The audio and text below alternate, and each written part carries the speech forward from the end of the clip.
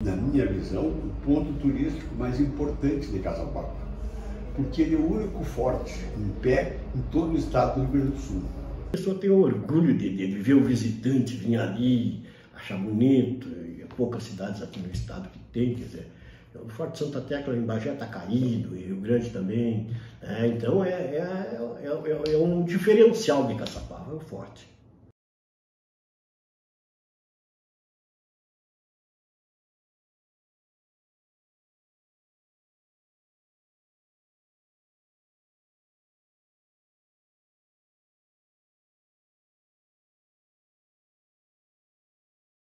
Olá, me chamo Tatiana Neisa Lesbão e sou a produtora deste mini documentário, que foi produzido através da Lei de Incentivo Paulo Gustavo. O que veremos a seguir é um passeio pela história de Caçapava do Sul, através do seu ponto turístico mais emblemático, o Forte Dom Pedro II. Aqui veremos o contexto histórico e político de sua construção e como ele foi incorporado pela cidade, tornando-se não só um ponto turístico, mas também um lugar de uso da população. Não esqueça de deixar o seu like no vídeo e comentar aqui embaixo o que achou deste mini documentário.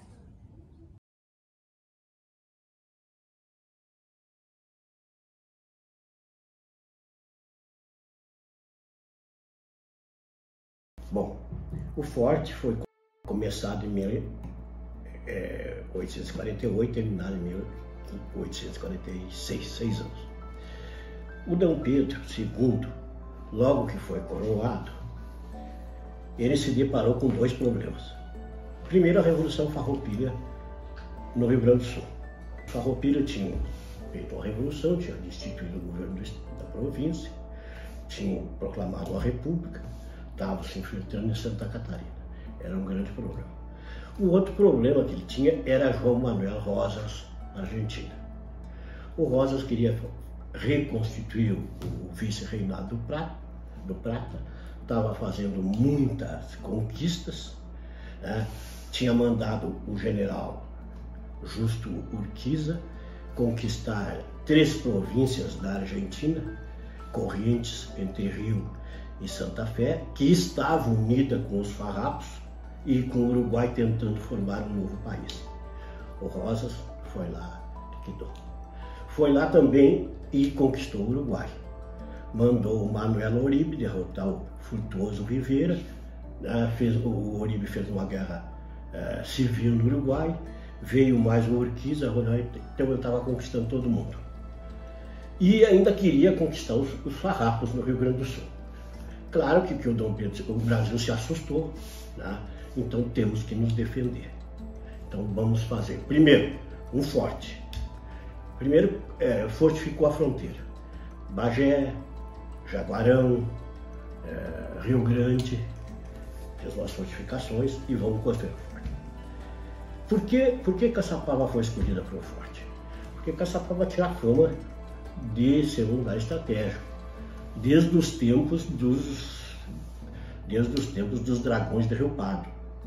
Andaram para a fronteira, procuraram um lugar para espionar os espanhóis, encontraram um cerro bem alto, 470 metros, que hoje é o chamado Cerro da Vigia, porque eles deixaram aí sentinelas e tal. Foi aí que deu origem a Caçapava. Então Caçapava pegou a fama de sentinela nos cerros. Então vamos escolher Caçapava. E aí o governo comprou uma área, mais ou menos 3,5 hectares, era chamado Campo da Nação. E aí foi construído para a construção do forte, né? E aí vamos fazer um quartel. Aí o governo federal, junto com o governo do estado, do estado na época era chamado província, junto com o governo da província, o Soares de André, que ficou encarregado, foi ele que fez e tal, né? Aí vamos dar início à construção. Aí veio os militares, o governo contratou, veio aquele mundo de gente, né? A pessoa, Caçapava tinha mais ou menos, não chegava a 2.000 pessoas. Quando chegou aquela equipe para a construção, o pessoal foi para lá, para ver e tal, todo o exército. Aí era carreta, era boi, era pedra puxando e o pessoal acompanhando no início, né? E perguntavam para as pessoas, e eles queriam saber o que era tal. Aí ele, não, o governo vai fazer isso, vai fazer uma enfermaria, vai fazer um hospital com anestesia, vai botar com éter sulfúrico, que era novidade na época e tal, e iniciou tudo isso. E continuou. E não só isso o governo fez, mandou contratar na Europa 1.700 soldados da Alemanha, aqueles que tinham participado na Primeira Guerra Mundial. Era chamado os Barners. Aí, inclusive, um deles ficou em Caçapava depois, que foi lutar na Argentina, que é José Meyer, que aqui ficou chamado José Moraes. E aí tinha uns canhões, 6 canhões no forte, em cima. Tinham alguns canhões que não se sabe bem como é que eles vieram parar aqui no forte. Eu vi lá no Museu de Castilhos, onde estão os canhões agora, uma placa dizendo que eles tinham sido colocados no forte em 1850. Mas em 1850 ainda não tinha forte, não teria nenhuma razão armar um forte que estava pela metade. Sim. Tem outros historiadores que dizem que esses canhões vieram para uma instrução militar e depois, por alguma razão, ficaram aqui. Que eles ficaram aqui é verdade, eles se conhecem, eles ficaram um tempo ali em frente onde hoje é o Museu Municipal, depois foram doados para o Museu de Castilhos, onde estão até hoje. Bom, então, além do forte, ele mandou para derrotar o Rosas. E o Rosas foi derrotado. Como o Rosas foi derrotado? O Urquiza, aquele que ele mandou conquistar as províncias platinas, traiu o Rosas. Viu que o Brasil que Dom Pedro ia liquidar o Rosas, e ele, bom, pode ser liquidado, né? Preferiu aderir ao Brasil, e aí foi fácil. O Rosas foi derrotado, foi para fugir para a Inglaterra, né? Se exilou, e o Urquiza ficou lá. Como tinham feito aqui, não deu obra, inclusive disse que tinham feito uma enfermaria, um teatro, iniciaram a igreja, e aí parou tudo. Então, Caçapava ficou com fama de cidade reduto das obras inacabadas.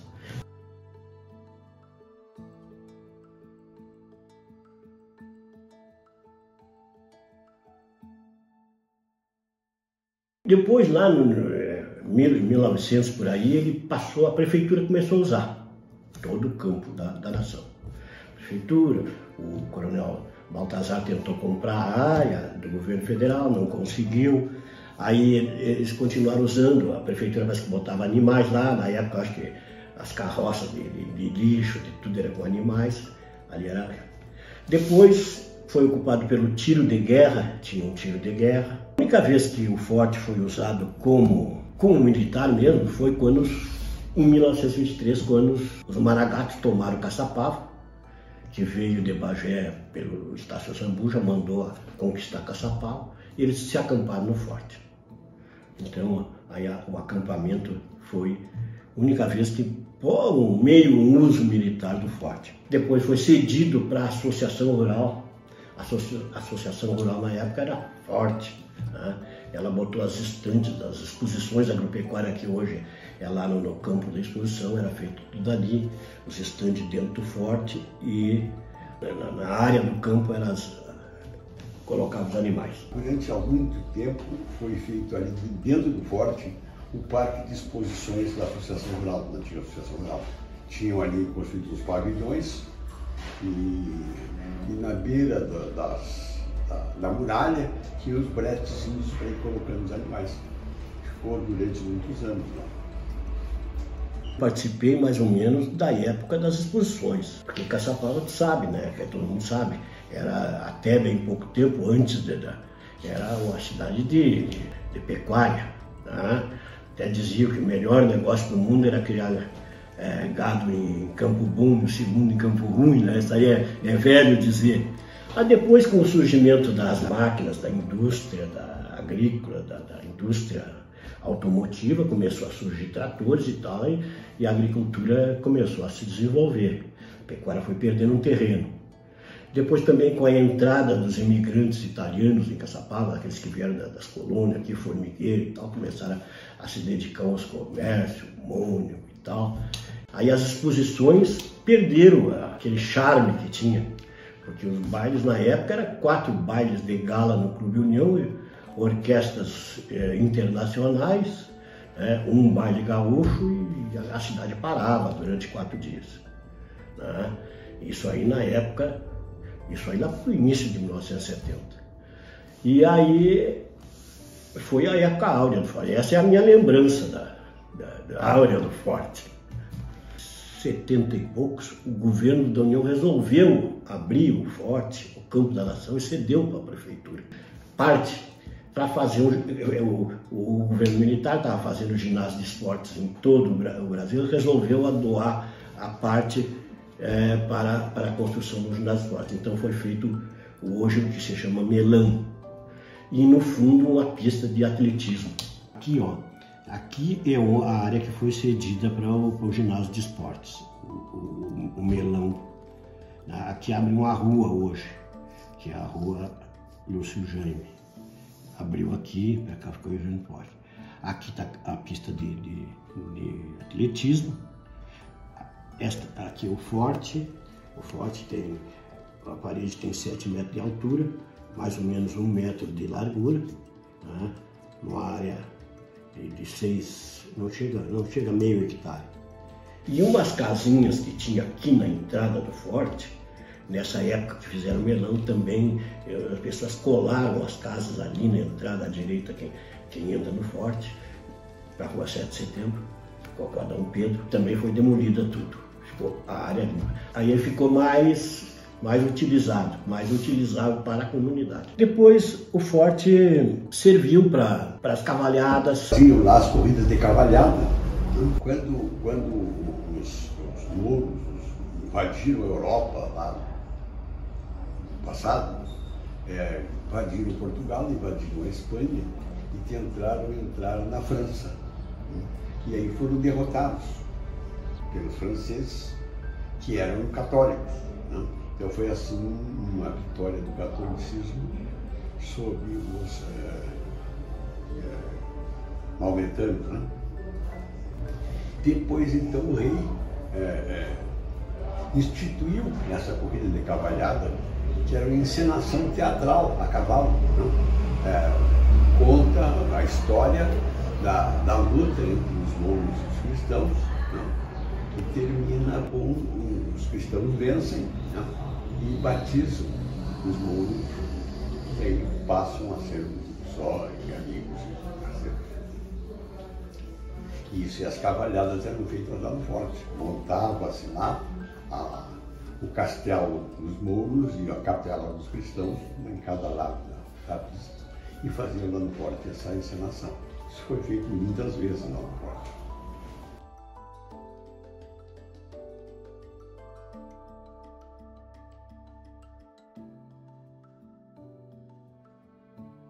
A minha história no Forte, desde menino, a gente subia naquelas muralhas, a gente caminhava sobre as muralhas, né?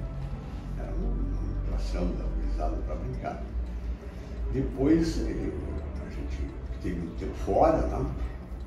E aí, quando voltei, já voltei profissional para trabalhar. Né? As minhas primeiras lembranças do Forte, assim, eu lembro que havia o nome eu exatamente não lembro se era esse, mas havia um festival de Pandorga, algo nesse sentido. Eu lembro de criança ir no Forte, nesse festival aí, que era muito legal, muito bonito, assim, muito atrativo.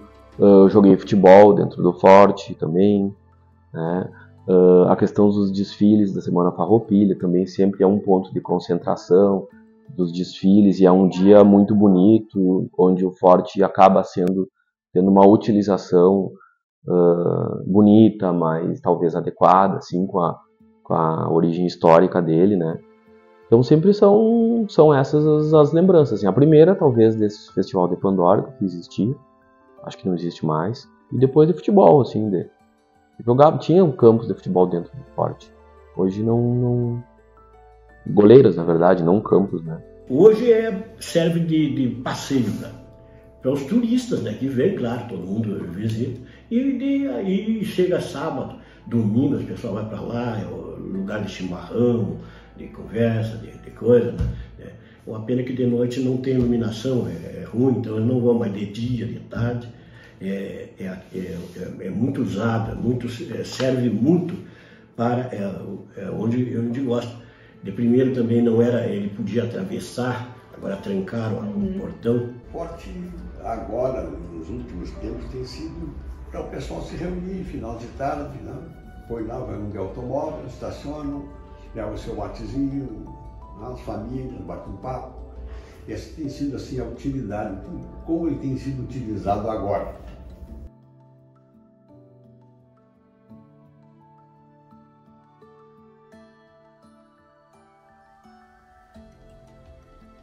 Essa ideia foi no ano de 2012, eu morava em Santa Maria, na época era estudante lá, e sempre foi o meu apartamento lá, que eu morava com meu irmão, a gente sempre assistíamos jogos lá, nesse apartamento.